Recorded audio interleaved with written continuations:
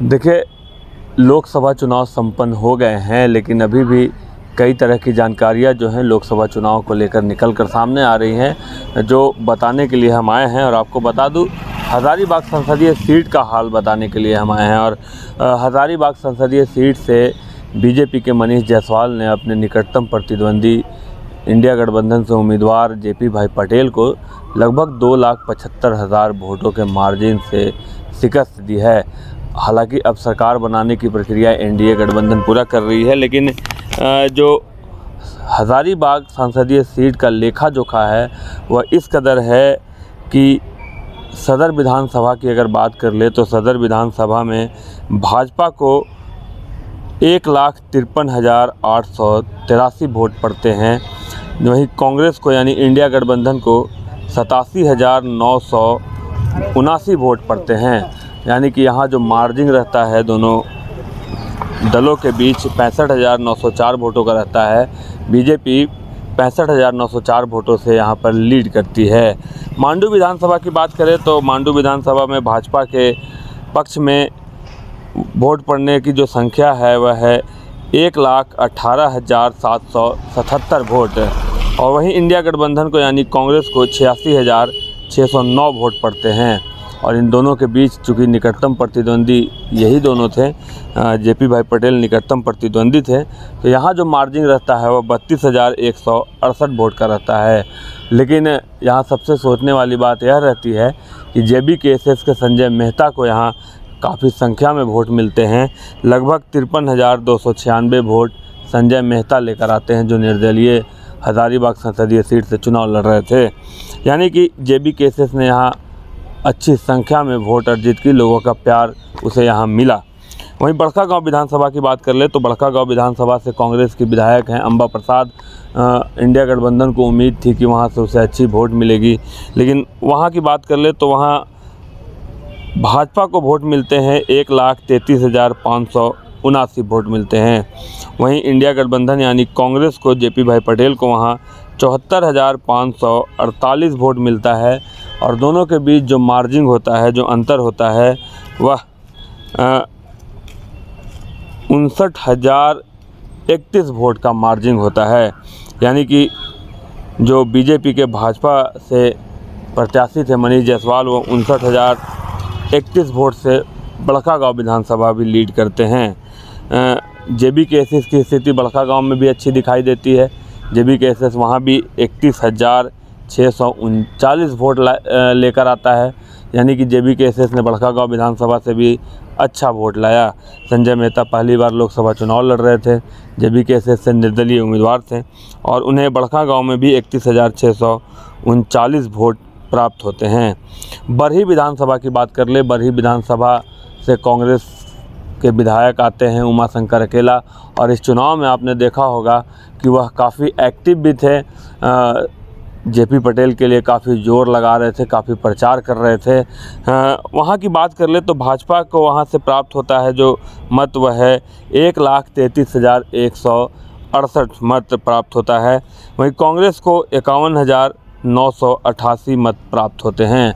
और जो मार्जिन होता है 81,189 वोट का मार्जिन होता है।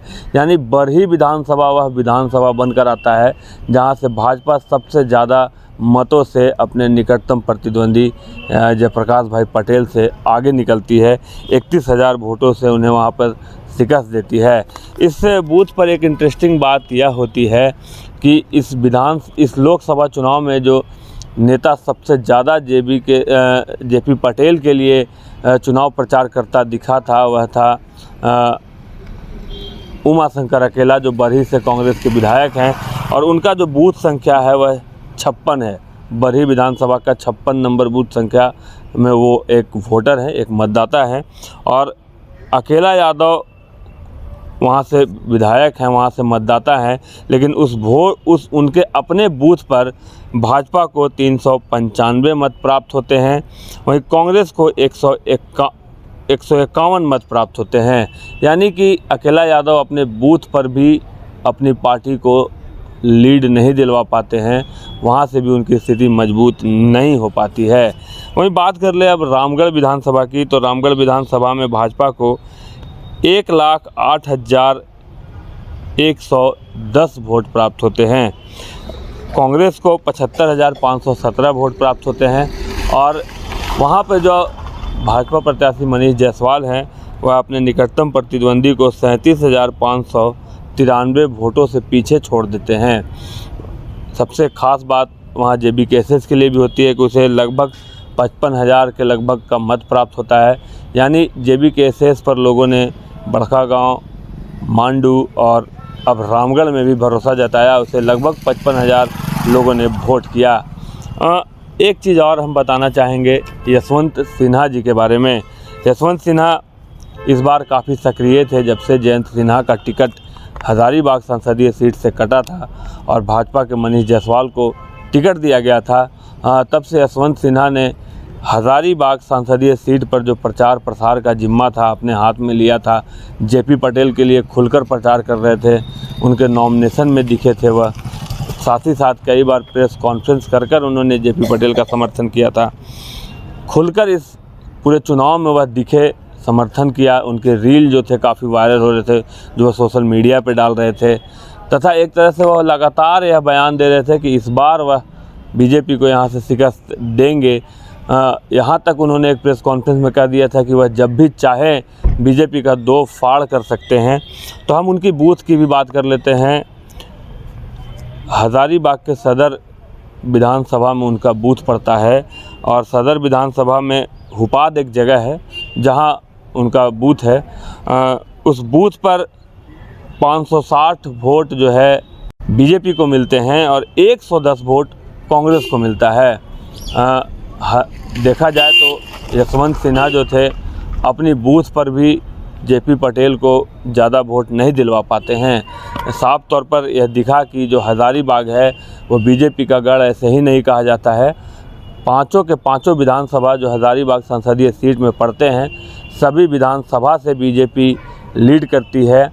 मनीष जायसवाल को अच्छा बहुमत मिलता है और इन्हीं सब मतों के कारण मनीष जायसवाल JP पटेल को लगभग 2,75,000 मतों के मार्जिन से शिकस्त देते हैं। यह हाल हज़ारीबाग के संसदीय सीट का था जहां से विधानसभा वाइज हमने आपको बताया कितने मत पड़े और मनीष जायसवाल यहां से सांसद बनकर अब दिल्ली चले गए हैं। कल जो NDA गठबंधन का वहां शपथ ग्रहण होने वाला है। नरेंद्र मोदी एक बार फिर से प्रधानमंत्री पद की शपथ लेने वाले हैं। तो मनीष जायसवाल को सांसद बनाकर यहाँ से लोगों ने दिल्ली भेजा है और उसका कारण यह रहा है कि पांचों विधानसभा से BJP को अच्छी बहुमत मिली है, अच्छे मत मिले हैं और BJP पर एक बार फिर से हज़ारीबाग के लोगों ने भरोसा जताया है। Shashank Shekhar, news bye scope, Hazaribagh.